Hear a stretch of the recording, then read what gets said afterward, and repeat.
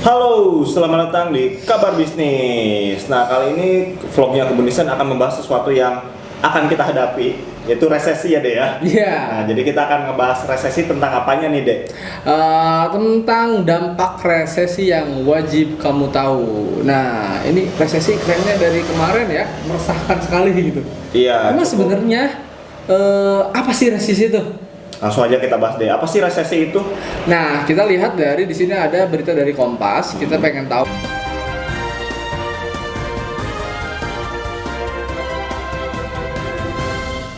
Oh nih ya, apa itu resesi? Melansir Forbes 1 September 2020, resesi merupakan penurunan aktivitas ekonomi yang signifikan, berlangsung selama berbulan-bulan atau bertahun-tahun. Oke, prosesnya cukup lama juga ya. Iya. Nah, kenapa sih kita akan menghadapi resesi? Mungkin kemungkinan seperti ini, Dek. Karena itu aktivitas kan, aktivitas ekonomi. Aktivitas ekonomi apa sih? Biasanya itu ada kayak jual beli kan. Iya, betul. Nah, selama pandemi ini udah berbulan-bulan nih, Dek, sekitar 6 bulan dari bulan apa namanya? Maret ya, 6 bulan lebih. Kita itu ekonomi ini terjadi penurunan aktivitas jual beli sepertinya, Dek. Waduh, sedih sekali lah. Sehingga terjadilah resesi yang diumumkan oleh pemerintah, salah satunya oleh Sri Mulyani kalau nggak salah ya. Iya, gitu. Kayak Jadi gitu. Jadi ya intinya tadi yang dikatakan Dino bahwa terjadi penurunan transaksi. Nah, apa sih ketika resesi ini terjadi gitu? Apa sih dampaknya? Dampaknya gitu? akan seperti apa gitu Nah, ya? biar teman-teman tahu dan teredukasi juga, mari kita bahas. Nah, ini ada berita dari financedetik.com.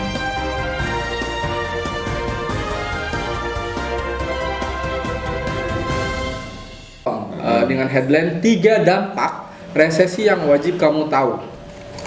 Oke, langsung aja ke poin-poin intinya. Yang pertama, akan terjadinya marak PHK dan memang sudah terjadi, gitu ya. Ya. Di sini dikatakan Direktur Eksekutif Institute for the Development of Economic and Finance, Tauhid Ahmad menyebutkan dampak resesi adalah maraknya pemutusan hubungan kerja PHK. Kemudian pekerja yang memiliki kontrak jangka pendek kemungkinan akan tidak diperpanjang. Banyak sekali sih yang seperti itu. Bahkan di depan mata kita pun banyak gitu ya. Iya. Sekeliling bahkan keluarga atau teman-teman kita nih ya. Iya, Banyak betul. sekali. Tentu saja perusahaan-perusahaan yang punya kontrak jangka pendek atau kontrak yang terbatas misalnya, dia tidak akan dilanjutkan untuk perpanjang kontrakmu. Iya. Seperti itu. Kemungkinan itu terutama bagi industri-industri yang terpengaruh sampai akhir tahun, bahkan sampai tahun depan, seperti industri penerbangan. Ya, siapa yang mau jalan-jalan juga kan ya. Kedua, apalagi ya, otomotif mungkin. Iya. Ya kan ya. Orang tidak akan mungkin beli beli mobil dulu ya sampai menahan untuk beli mobil seperti itu, karena dia yang dipikirkan itu adalah kebutuhan bahan pokok, ya kan ya, untuk memenuhi keberlangsungan hidupnya seperti itu. Nah, dan sebagainya, itu yang saya kira masih relatif terkendala seperti itu. Nah, jadi kenapa sih bisa terjadi PHK? Karena kan tadi ya, kalau misalkan jual belinya rendah, misalkan pabrik-pabrik besar itu kan dia omsetnya berapa miliar, Ya, kan turun tuh. nah, Omsetnya berapa miliar turun dan dia harus gaji karyawan dengan gaji yang tetap gitu kan. Nah, Akhirnya- solusinya apa? Solusinya pengurangan karyawan, teman-teman, jadi kayak gitu. Iya. Udah mah dia harus menghidupi operasional pabriknya, ya kan ya, membayar karyawan tetap harus sama gajinya, sedangkan omset turun. Ya solusinya mungkin salah satunya ya adalah memutus kerja karyawan. Yang pengusaha-pengusaha UMKM yang punya karyawan dan kalau terkena dampak Covid aja kemarin, misalkan pengusaha kayak kafe yang mini Ya, kayak ini. gitu, tempat makan yang Ya. punya karyawan itu pasti ngerasain banget yang kayak gini. Kayak gitu ya. sekali. Kedua nah, maraknya rem konsumsi. Senada Direktur Eksekutif Center of Reform of Economic CORE, ini adalah Indonesia, Muhammad Faisal menjelaskan PHK banyak terjadi saat resesi karena permintaan atau konsumsi dari masyarakat akan menurun. Para pengusaha pun terpaksa untuk melakukan efisiensi terhadap karyawannya. Masyarakat bawah daya belinya turun. Masyarakat atas punya uang tapi dia berhati-hati dalam spending, sehingga pelaku usaha itu akan bergantung kepada pembelian konsumen. Kalau yang beli sepi, maka pelaku usaha, produsen-produsen, pabrik-pabrik yang jualan pasti akan turun dari sisi penjualan. Kalau turun, terpaksa dia melakukan efisiensi, salah satunya PHK karyawan. Balik lagi ke poin yang pertama, ketika adanya apa tadi rem konsumsi ya, gitu. Nah itu ya, tadi kan dampak pertama adalah PHK, yang kedua adalah terjadinya rem konsumsi. Misalkan kayak gini, masyarakat ketika terjadi resesi, ya dia akhirnya ngerem dulu buat beli mobil misalnya. Iya, barang-barang apapun gitu ya. Yang biasanya kita bisa beli apa, kayak beli baju misalkannya. Kayak gitu kan, akhirnya nanti dulu deh baju yang misalkan harganya bisa sampai 500.000 kayak gitu kan. Yang dia mampu gitu untuk beli itu. Tapi karena terjadi resesi, akhirnya dia untuk mengerem. Ya spending, tidak jadi dulu beli gitu. Tidak jadi dulu beli, dan akhirnya ya tadi proses ataupun aktivitas ekonomi tersendat, melambat kayak gitu teman-teman. Karena tidak ada transaksi jual beli. Akhirnya akan berpengaruh kepada omset perusahaan, dan perusahaan pun akan mem-PHK karyawan gitu. Iya, kayak gitu. Yang tadi jadi berkesinambungan ya, jadi efek domino seperti Efek domino. Nah, kemudian yang ketiga, kemiskinan meningkat. Tentu saja dengan banyaknya PHK dan masyarakat rem konsumsi, otomatis kemiskinan akan meningkat. Nah, Faisal melanjutkan, saat banyak PHK terjadi otomatis pengangguran. Nah, karena PHK tadi ya, poin pertama, di Indonesia akan semakin meningkat, dan begitu juga dengan jumlah masyarakat miskin akan bertambah.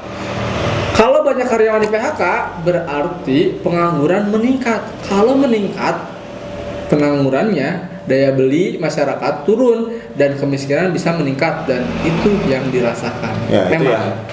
Dan salah satunya banyak banget yang kena dampak, dan pengusaha-pengusaha kayak kita juga kecil ya, mikro menengah ke bawah lah kayak gitu, yang UMKM gitu ya, pasti juga bisa kena dampaknya.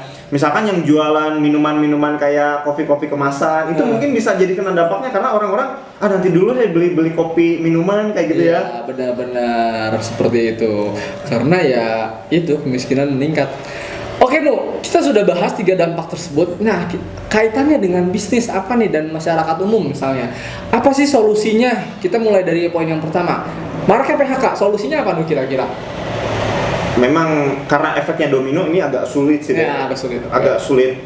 Mungkin untuk yang PHK ini adalah salah satunya mencari wirausaha, menjadi wirausahawan gitu. Tapi siapa yang akan beli? Iya, di poin kedua ini dikatakan masyarakat rem konsumsi, tapi Dinu suruh wirausaha. Gimana sih coba?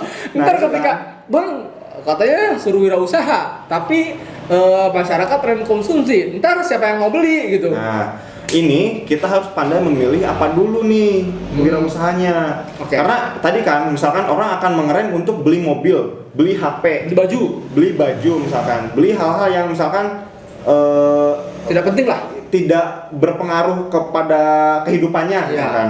Nah, artinya kita menjual sesuatu yang akan berpengaruh kepada daya hidupnya, misalkan kebutuhan pokok kayak gitu. Oh, jadi memilah-milah usaha dulu nih teman-teman UMKM. Jadi jangan asal berwirausaha. Manfaatkan uang PHK-mu untuk memilah usaha yang berpengaruh terhadap pola hidup masyarakat. Jadi meskipun terjadi resesi, orang kan besok harus tetap makan gitu deh. Nah, salah satunya tadi bisa beli menjual ataupun berwirausaha di sektor kebutuhan pokok, kayak beras, sayur mayur kayak gitu deh. Terus minuman pokok kayak gitu. Minuman kesehatan mungkin ya, apalagi sekarang bisa juga kayak gitu. Iya.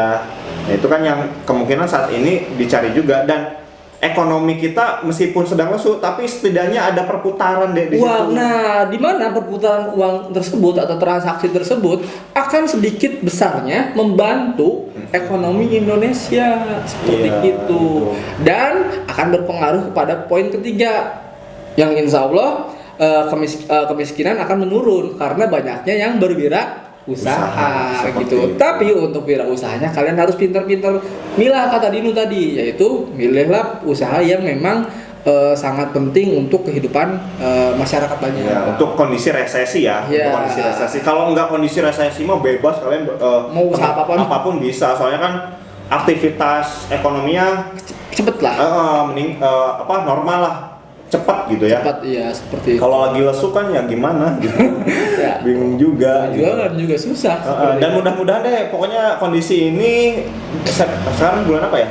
September, Oktober kan, katanya bulan-bulan Oktober nih itu akan terjadi resesi dan mungkin mudah-mudahan di akhir Oktober itu udah terjadi peningkatan lah gitu deh. Ya, dengan bantuan daripada sahabat-sahabat UMKM. Nah, seperti itu. Gitu.